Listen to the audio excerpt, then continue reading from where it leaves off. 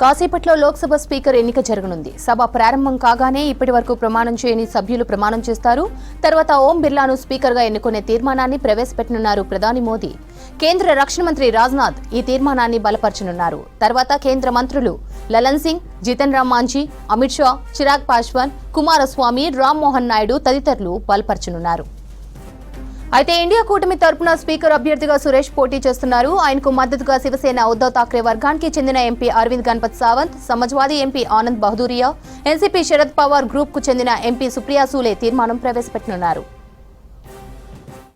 Speaker, deputy speaker కు ఏకగ్రీవంగా ఎన్నుకోవడం ఆనవాయితీ. అయితే ఈసారి అధికార ప్రతిపక్షాలు అభ్యర్థులను నిలబెట్టడంతో ఎన్నిక నిర్వహిస్తున్నారు. సీక్రెట్ బ్యాలెట్ లో పోలింగ్ జరుగుతుంది.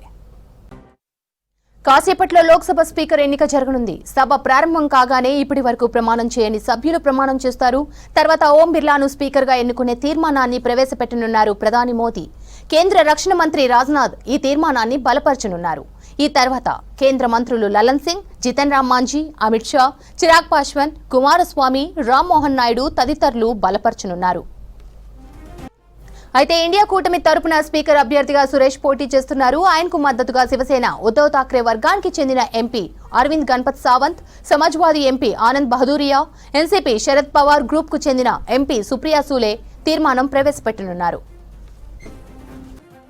స్పీకర్, డిప్యూటీ స్పీకర్ ను ఏకగ్రీవంగా ఎన్నుకోవడం ఆనవాయితీ. అయితే ఈసారి అధికార ప్రతిపక్షాలు అభ్యర్థులను నిలబెట్టడంతో ఎన్నిక నిర్వహిస్తున్నారు. సీక్రెట్ బ్యాలెట్ లో పోలింగ్ జరగనుంది.